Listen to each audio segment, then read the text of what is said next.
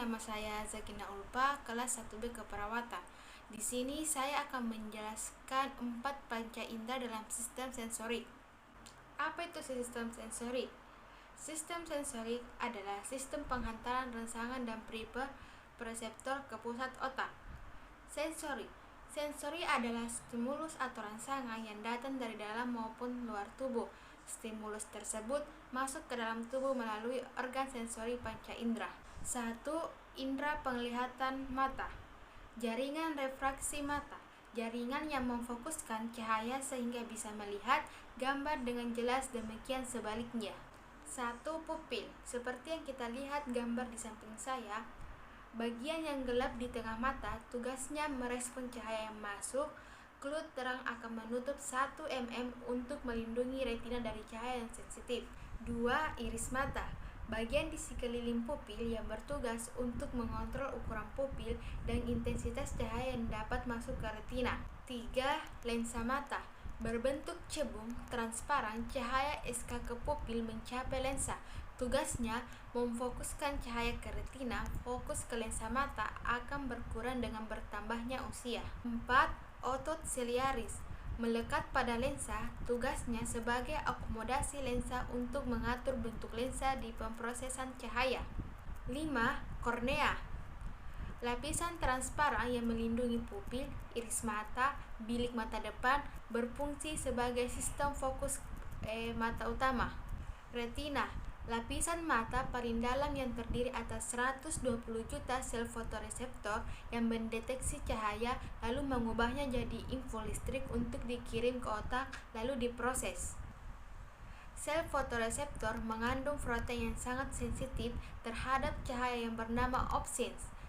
2 sel fotoreseptor utama yang bertugas untuk mengirimkan info listrik ke otak adalah sel kerucut cones dan sel batang rods. 1. Sel kerucut terletak di pusat retina atau yang disebut makula. Sel kerucut berbentuk padat di lubang kecil di tengah makula yang disebut sebagai fovea. Sel kerucut bertanggung jawab pada penglihatan warna yang fokus. Terdapat 3 jenis sel kerucut, yaitu sel kerucut pendek atau biru, sel kerucut tengah atau hijau, sel kerucut panjang atau merah. Sel kerucut bekerja dalam cahaya normal dan membuat kita bisa membedakan warna. 2. Sel batang terletak di tepi retina dan bekerja dalam tingkat cahaya rendah. Sel batang tidak bisa membedakan warna namun sangat sensitif dalam mendeteksi jumlah cahaya terendah. 3. Saraf optik. Kumpulan saraf tebal yang bertugas mentransmisikan impuls dari retina ke otak. Terdapat sekitar 1 juta serat retina yang disebut sel ganglion. Sel ganglion berfungsi sebagai pengantar informasi cahaya dari retina ke otak. Setiap bagian sel ganglion memuat informasi cahaya yang berbeda. Mata dapat melihat dalam 3D dengan membandingkan impuls dari kedua mata dari otak. Impuls cahaya akan sampai ke otak lalu berakhir di konteks visual, yaitu bagian otak yang khusus memuat informasi visual. Bagian pendukung mata. 1. Sklera. Bagian putih pada mata Anda yang berfungsi melindungi bola mata. Sklera memiliki tekstur berserat untuk menjaga bentuk mata. 2. Konjungtiva. Selaput transparan yang berbentuk tipis untuk menutupi sebagian besar sklera dan bagian dalam kelopak mata. Berfungsi sebagai pelumas mata dan melindungi mata dari mikroba. 3. Koroid. Lapisan jaringan ikat yang menghubungkan antara retina dan sklera. Mengandung pembuluh darah dengan konsentrasi tinggi yang kebalannya 0,5 mm.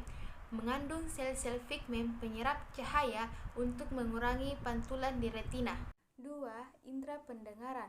1. Telinga bagian luar.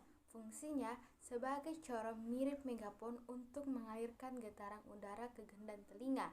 Sebagai lokalisasi suara, semua isyarat diintegrasikan oleh otak untuk menentukan lokasi sumber suara. Pinna. Bagian telinga yang terlihat atau yang sering kita sebut juga dengan daun telinga. Bagian pertama dari telinga yang bereaksi dengan suara. Fungsi pinna adalah bertindak sebagai semacam corong yang membantu mengarahkan suara lebih jauh ke telinga. Saluran telinga. Saluran telinga kira-kira panjangnya 3 cm pada orang dewasa dan sedikit berbentuk S. Fungsi saluran telinga adalah untuk mentransmisikan suara dari pinna ke gendang telinga. 2. Telinga bagian tengah. Fungsinya untuk mentransfer getaran gendang telinga ke cairan telinga bagian dalam. Membran tipani. Membran di ujung saluran pendengaran dan menandai awal telinga tengah yang berbentuk kerucut pipi. Bagian gendang telinga sangat sensitif terhadap tekanan dari gelombang suara, membuat gendang telinga bergetar. Untuk melindungi gendang telinga, saluran pendengaran sedikit melengkung sehingga serangga tidak mudah masuk. Ossiculus, tulang-tulang yang menyusun telinga ke tengah yang menghubungkan membran tipani dengan telinga bagian dalam. Ada 3 tulang, yaitu malleus, incus, dan stapes. Gelombang suara yang masuk akan menyebabkan getaran pada gendang telinga, akan dilanjutkan ke ossiculus yang akan memperkuat suara tersebut dan mentransmisikan suara dari membran tipani ke telinga bagian dalam. Tuba eustachius. Tuba eustachius punya fungsi untuk membantu ventilasi telinga tengah dan menjaga tekanan udara yang sama di kedua sisi membran tipani. Tuba akan tertutup saat istirahat dan terbuka saat kita menelan sehingga telinga kita tidak mengalami tekanan yang berlebihan. Tuba eustachius dilapisi dengan lendir, seperti bagian dalam hidung dan tenggorokan. 3. Telinga bagian dalam. Fungsinya menerjemahkan gelombang suara menjadi informasi yang dapat dikenali. Koklea berbentuk seperti rumah siput. Koklea dilapisi dengan lebih dari 15.000 rambut kecil dan memiliki cairan yang bergerak di dalamnya. TDI koklea, gelombang suara diubah menjadi impuls listrik yang dikirim ke otak. Otak kemudian menerjemahkan impuls ke dalam suara yang kita ketahui dan pahami. Semikular. Semikular adalah saluran setengah lingkaran yang terdiri dari 3 saluran berbeda, yaitu kanalis semicircularis horizontal, kanalis semicircularis vertikal atas, dan kanalis semicircularis vertikal belakang. Masing-masing kanalis terdapat ampula. Ampula punya fungsi mengatur keseimbangan dinamis yang menemukan kesadaran posisi kepala saat terjadi gerakan memutar atau rotasi. 3. Indra perasa atau lidah. Indra perasa manusia ini bisa merasakan 4 rasa utama. Rasa yang biasa kita rasakan, manis, asin, asam, dan pahit. Ada satu lagi rasa yang bisa dideteksi lidah kita, yaitu umami. Bagian-bagian lidah. 1. Belakang lidah. Bagian lidah ini terletak di bagian mulut paling belakang. Belakang lidah terletak di dekat tenggorokan dan tidak bisa bergerak. 2. Badan lidah memiliki banyak fungsi dan dapat bergerak bebas. 3. Apex atau ujung lidah sama seperti badan lidah, ujung lidah juga bebas bergerak. Letak bagian ini ada di paling ujung depan lidah. 4. Dorsum, bagian ini melengkung dan sedikit lebih naik dibanding bagian lidah lainnya.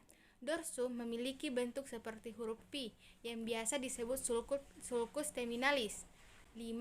Bagian bawah lidah. Bagian ini terlihat saat kita mengangkat lidah. Di bagian ini terdapat banyak pembuluh pena. Beberapa obat kadang diberikan di bagian ini karena lebih cepat terserap.